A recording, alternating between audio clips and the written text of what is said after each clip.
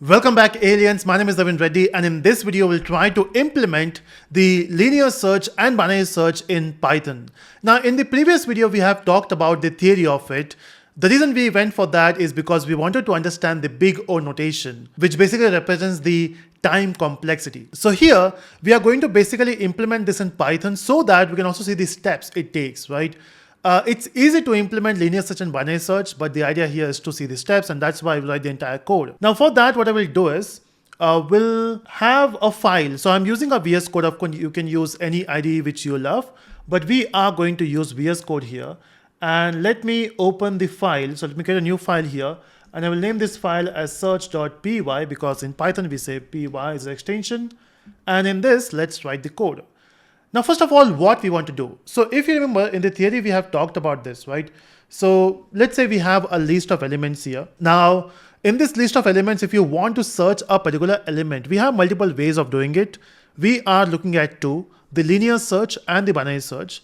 Now, in linear search, what happens is if you have a list of elements, if you are trying to find a particular element, let's say if at this point we're searching for 5, right? Now, in searching for 5, what it will do is it will check for the first element in the list. If it is matching, that's great. You got the answer, right? But what if you're searching for something, let's say 18. Now, 18 is not there in the list, right? So what it will do is, or maybe not even 18, we can simply search for, let's say, 8.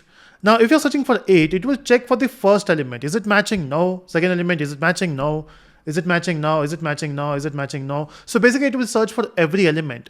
In binary search, we don't have to check each element. What you do is, if you have a list of elements here, again, we have talked about this in detail in the theory video. I'm just trying to summarize it. So basically, if you have the starting point and the ending point here, what you do is you find a mid first, okay? And then you compare the element which you're searching with the mid value. Again, let's say we are searching for 8. So you will compare with the mid value. Is it matching? No.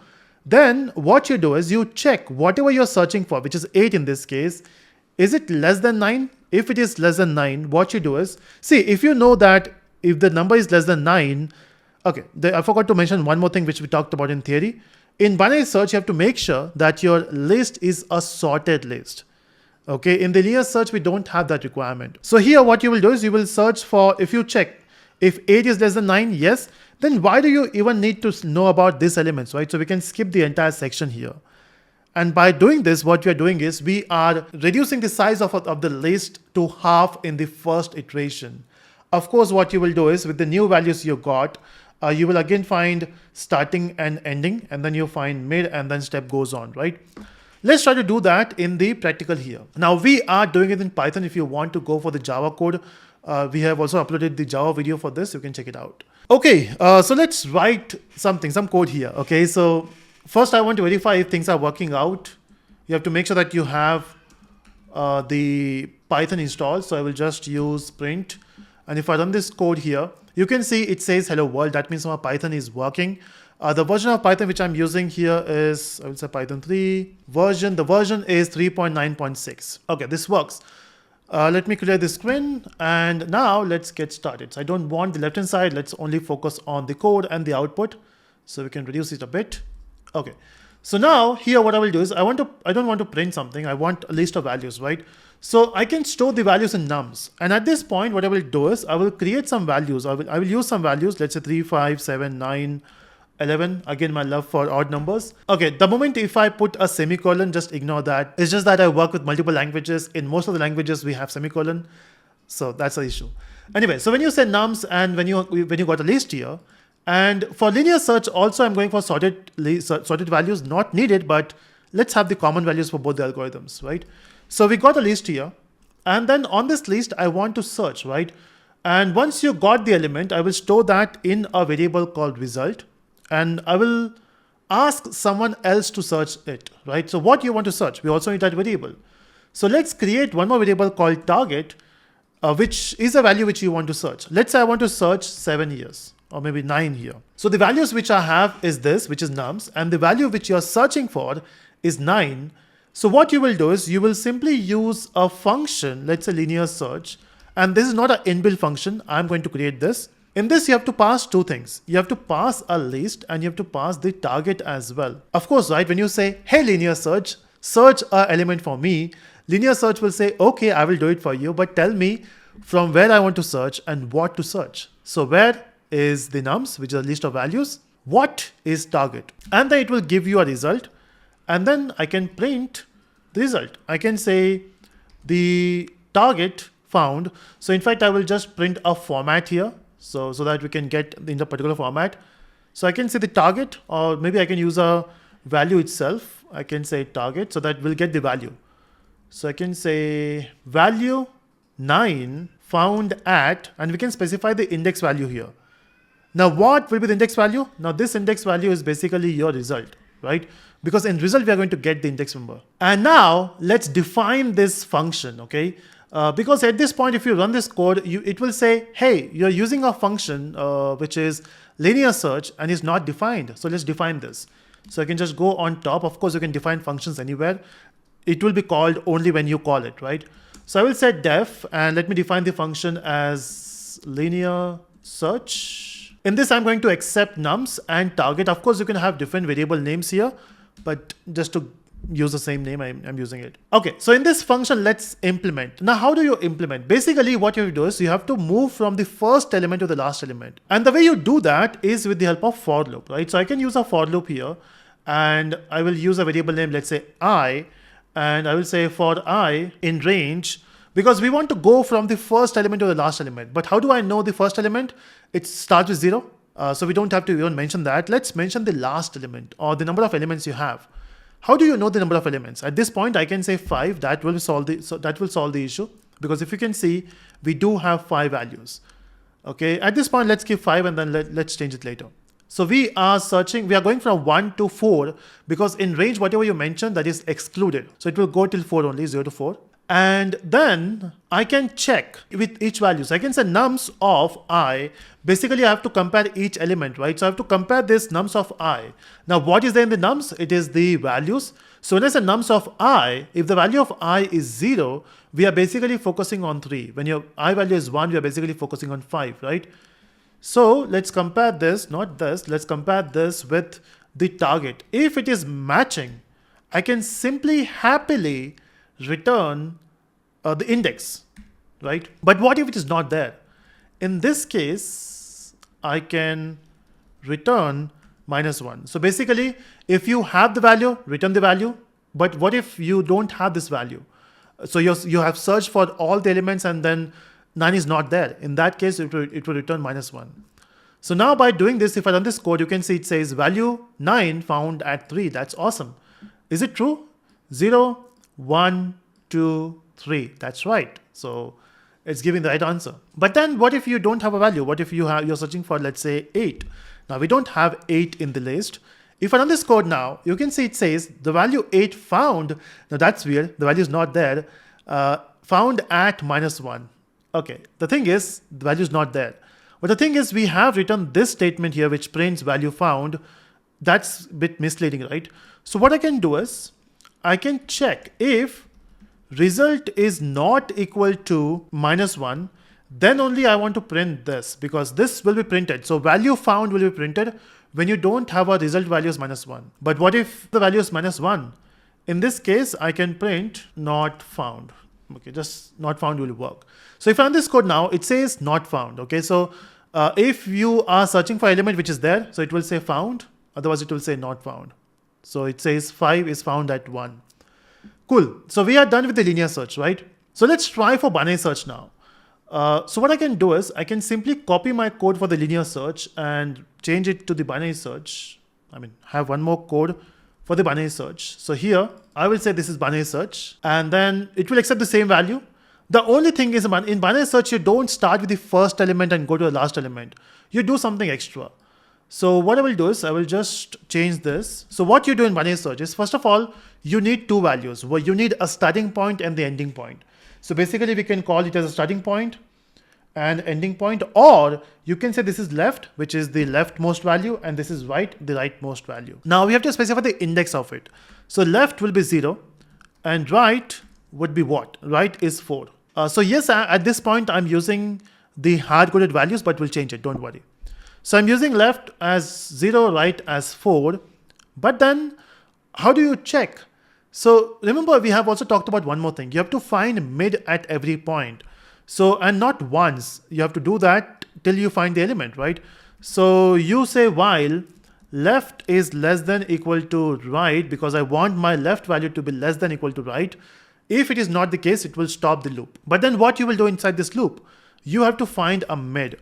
So you will say mid is equal to, this is where you have to find the mid, right? So it's very simple, left plus right divided by 2. So basically you got a mid value now. Okay, now once you got a mid value or mid index basically, you will find the value of it and compare it with the target, because that's what you're searching, right? So you will check if the nums of mid, is it matching with target? Now the same thing we have done in the linear search as well. So one thing remain common in both, you have to basically compare the values, right? So here also we are comparing it, here also we are comparing it, maybe putting a space in between will look good. If it is found, I can simply return 1, but what if it is not there? Now in this case, what if the value is not there? You have to change something, right? Remember in the binary search, if you have a big chunk of data and if this is not matching, what you do is you remove half of the elements. How do I do that here? So when I say remove half of the elements, what we are saying is we just skip the values, right? So you have to change your E from here to here, right? Or you have to change your S, which is the left and right. So we'll say else or elif if the nums mod mid, if this is less than a target. Okay, so what you will do if it is less than a target? So basically, let's say if you're searching for a value, so these are the values we have, right? So let's say when you're searching for 5, initially when you do this, it will first take this value and this value, index value of this, and it will find the mid, which is this. So index is 2 and the value is 7. It will compare. 7 is matching with 5? No. Now in this case, it will check if the mid which you found is less than the target. In this case, it is reverse, it is greater than the target. Let's say you're searching for 9. So it will check if the mid is less than the target. In this case, you have to skip this 2, right? So that means you have to shift your left point to the mid. So here we'll shift our left point. So we'll say left is equal to mid. Now there are two ways of doing it. You can either say mid, which will make sure that your mid comes or your left comes here, or you can move your mid to here. Because see, when you know that 7 is not the number you're searching for, then why even consider that element? So I can simply say mid plus 1. You are reducing one more operation there. Otherwise, the last case would be move your right to mid minus 1. The same thing we have done for the left one. Okay, that's it. This is your code. Okay, you don't trust me? Let's try it out. How do I try this? What I can do is I can just say this is result 1 and copy this code, paste it here. This is result 2. And result 2 will be finding the data from the binary search. And let's print this 2 times now. Okay, this should be result 1. So of course you can compare with both, but result 1 works. And here I can print target result 1, result 2, so that I can print both the indexes. And let's try now. I hope this will work. Let's try. Let me clear this screen and run this code. And you can see we got an error. Okay, what's the error? The nums of mid. Okay, the problem is, you can see it says least indexes must be integer, but we found float. This operation basically returns you the float value, right? So we'll typecast it with int, and this should work now. Run, and yes, you can see it says the value now 9 found at index 3, the value 9 found at index 1. Okay, that's weird. So we did something wrong here. Okay, it's because we are returning 1, it should be mid, right? We have to return the index, not the number. So the way we have done here. This is what happens when you try to type the code fast. So run this code and you can see it says value 9 found at 3, value 9 found at 3. So both are correct. This is how you can do it, right? But what if the values goes up, and I also want to know how many steps it takes. So what we can do is, if you want to get the steps, maybe before starting the loop, I can take a variable which is steps and we can say 0. Steps are 0 at this point. But every time you run the loop, you simply say steps plus equal to 1. That's how you increment in Python. And before returning a value, I can print in a format which says steps by linear, and I can print here steps. So it will print the number of steps I have taken to complete this or to search element, right? Okay, and let's do that. In fact, I should do that before the return as well. Is because what if the value is not there? This thing will execute it only when, or this thing will execute it only when you found the value. What if you're searching for a value which is not there? In that case, it will simply print this part. The same thing need to be done here. So I will say steps equal to 0. And every time you run the loop, you say steps plus equal to 1. And then you print this statement before returning. The changes you will do here is you will say steps above binary. And you will have the same statement here, okay? And now, and again in Python, indentation is very important. That's why the spacing, everything is, you have to take care of it. Let's run this code and see what happens. Okay, so you can see we have ran this, and the linear search takes 4 steps. The binary search takes 2 steps. But what if you're searching for a value which is not there? Let's say searching for 8. Now in this case, the linear search will take 5, binary takes only 2. What if the size is big? You are saving some more values. And now if you search the element, let's say if you run this code, you can see it takes, oh, okay, now there is one problem. Linear still says 5. Reason being, we have hard-coded the algorithm, right? You can say range is 5 here. It should be 5. The list of the value, the number of values you have is 8 now. So should we change it to 8? Again, we are hard-coding it. So we can do is we can use something called length of nums. In fact, we should do that everywhere now. So here also, instead of saying 4, I can say length of nums minus 1. Why minus 1 is because we're starting with 0. We have to end at 1 less. Now let's run this, and you can see linear takes 8, binary takes only 3. And that's important, right? That's why we say binary search is better in this case. One more thing, what if you have a lot of values? Let's say you have 1000 values. How will you get 1000 values here? Now this is tricky. So of course we understood the entire code where we know that binary search is better, because as the values increases, so it doesn't matter how many values you have here. I will say 1, 1, 1, 2, 2, 2, 3, 3, 3, 4, 4, 4, 5, 5, 5. And we got so many values, right? If you run this code, you can see linear is taking 13, binary is just increasing 1 step. And this will make much more sense when you have a lot of values. So let me create a lot of values here. How will you do that? So when I say you want to create a lot of values and I want those values to be random, so I can use a random module here, and then coming back here, what I can do is I can use my random module. It has a function called random integer, which is randint. And in this, basically you pass from where to where you want the value. So let's say if you want 1000 values, the 1000 values can be anywhere in between 1 to let's say 2500. Now we want 1000 values, but the actual values will be between these two. But then if you want 1000 values, see the thing is this will generate only one random value. I want to generate 1000. So I want to run this 1000 times. So what I can do is I can use a for loop here for n in range, and I can say I want 1000 values. So basically this particular function will execute 1000 times, and every time it will execute, it will add new element in the nums. Okay, and out of this you are searching for 8. Let's say we are searching for 999, and I'm not even sure if this value will be there in this list. Now after making those changes, if I clear this screen and run this, you can see it says not found because the values 999 was not there. We are generating random values, right? We don't even have a control on it.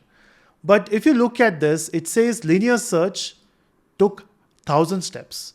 Binary search took 10 steps. And this is important. What if you go for, let's say, 10,000 values? Again, in this case, linear search, first of all, the value found. Okay, now there's one little problem here. It says the value 999 found at 2243, but value 999 found for binary search is -1. That's tricky. We forgot to do one more thing. The thing is, when you generated this list of random values, we forgot one thing, which is the binary search takes only these sorted values. So what you do is you have to sort this particular list before applying the operation. Now let's try, run. Okay, as you can see value found. Okay, both are giving the different locations because of these steps, I think. Let's try one more time. Okay, maybe the values are repeated and that's why it is finding a different location. Let me just go with big range. not found. It may happen that the value is repeated. That's why the case. Let's run this. Not found, not found, not found, not found. Now, since they are random numbers, it's very difficult to find the combination now. Let's go with this range. Okay, you can see found at both the same points. So maybe the values are repeated. That's why it is showing that. But the thing is, you can say linear search took 411 step and binary search took only 12 step. So that's important. We have done with the steps. So that's it from this, where we have talked about the linear search and binary search. I hope you enjoyed this and do it by yourself, then it will make much more sense, right? So ultimately, binary search is better than linear search is because it takes log n or log n and linear takes log n. But the thing is, there is one little problem here. Linear search can work with any type of array. The binaries works with only sorted list. That's one thing you have to remember.